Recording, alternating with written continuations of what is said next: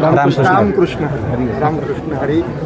आज या ठिकाणी मानोरी गावामध्ये मजफर साहेबांनी जे की सेवानिवृत्त अधिकारी आहेत ते, परंतु समाज प्रबोधनाचं कार्य आणि समाज कसा संघटित ठेवायचा याचं जे मार्गदर्शन, ते अनमोल मार्गदर्शन आपण सर्वांना करताय.